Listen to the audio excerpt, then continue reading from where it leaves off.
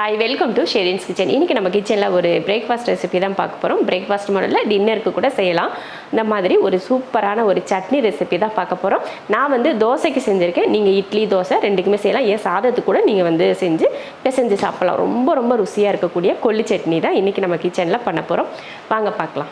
இட்லி தோசைக்கு ஏற்ற மாதிரி கொள்ளு சட்னி செய்ய போகிறோம். அதுக்கு 2 ஸ்பூன் எண்ணெய் ஊற்றிட்டு அது கூடவே ஒரு 100 கிராம் அளவுக்கு கொள்ளு சேர்த்து அதை வறுத்து விடுவோம்.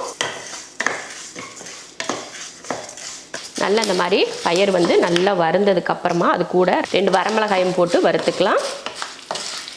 அவ்வளோதான். வறுத்ததுக்கு அப்புறமா தனியாக இதை ஒரு பிளேட்டில் மாற்றி வச்சிடலாம். தனியாக எடுத்து வச்சுட்டு அதே எண்ணெயில் 25 போல் சின்ன வெங்காயம் இல்லைன்னா இங்கே பெரிய வெங்காயம் கூட ஒரு நல்ல பெரிய சைஸ் வெங்காயமாக சேர்த்துக்கலாம். கூடவே ஒரு 7 போல் பூண்டு பல் சேர்த்துக்கோங்க. அது கூட 2 பச்சை மிளகாய் சேர்த்துட்டு லைட்டாக வதக்கி விட்டுட்டு அதுக்கப்புறமா கொஞ்சமாக மல்லித்தலை, கொஞ்சம் கருவேப்பிலை, அதுக்கப்புறம் ஒரே ஒரு தக்காளியும் சின்ன துண்டு ஒரு புளியும் சேர்த்துக்கிட்டு அதை நல்லா பச்சை வாசம் போகிற மாதிரி வதக்கி எடுத்துக்கலாம். அவ்வளோதான், பாருங்கள் நல்லா வதங்கிடுச்சு. இப்போ இதையும் பிளேட்டில் மாற்றி வச்சிடலாம். அவ்வளவுதான், சட்னிக்கு தேவையானதெல்லாம் வதக்கியாச்சு. கூடவே உப்பையும் போட்டு வச்சிடலாம். ஏன்னா அரைச்சிட்டு உங்களுக்கு நான் காட்டுறேன். அது வரைக்கும் ஆறட்டும். சட்னி அரைக்கிறதுக்கே மிக்ஸி ஜாரில் போட்டதுக்கப்புறமா தேங்காய் பார்த்திங்கன்னா நான் ஒரு 2 துண்டு அளவுக்கு தேங்காய் எடுத்திருக்கேன், சேர்த்துக்கலாம். தேங்காய் துருவல் போடுறது மாதிரி இருந்தால் ஒரு 1/4 மூடி தேங்காய் துருவல் போட்டுக்கோங்க. தேங்காய் நம்ம வதக்கிறப்போ வதக்க தேவையில்லை. இந்த மாதிரி நீங்கள் பச்சையாக போட்டு அரைச்சாதான் டேஸ்ட் ரொம்ப நல்லாயிருக்கும். அதனால் பச்சையாகவே போட்டு அரைச்சிக்கோங்க. துண்டு எடுத்திங்கன்னா 2 துண்டு போட்டுக்கோங்க. துருவுற தேங்காய்னா 1/4 மூடி தேங்காய். உப்புலாம் முன்னாடியே போட்டோம். இப்போ தண்ணி ஊற்றி அரைச்சி எடுத்துக்கலாம்.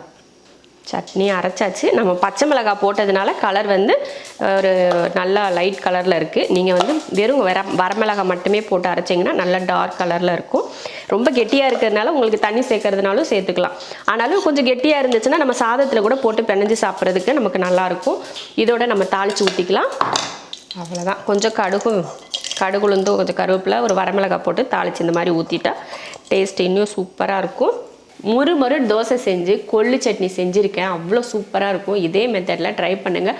வேறு லெவலில் இருக்கும். இது கூட வேறு எந்த சட்னி, கார சட்னி, தேங்காய் சட்னி, சாம்பார் இந்த மாதிரி எதுவுமே நம்ம வைக்க தேவையில்லை. இந்த ஒரு சட்னி இருந்தாலே நம்ம தோசை கணக்கே இல்லாமல் சாப்பிடுவோம். அவ்வளோ ருசியாக இருக்கும். கண்டிப்பாக இதே மெத்தடில் ட்ரை பண்ணுங்கள். இதே போல் தோசை மொறுன்னு வேணும் அப்படின்னு நினச்சிங்கன்னா நீங்கள் பார்த்தீங்கன்னா நம்ம சேனலில் தோசை மாவு வீடியோலாம் நிறைய போட்டிருக்கோம். நீங்கள் செக் பண்ணி பார்த்துட்டு அரைச்சிக்கோங்க. சூப்பராக இருக்கும் பாருங்கள்.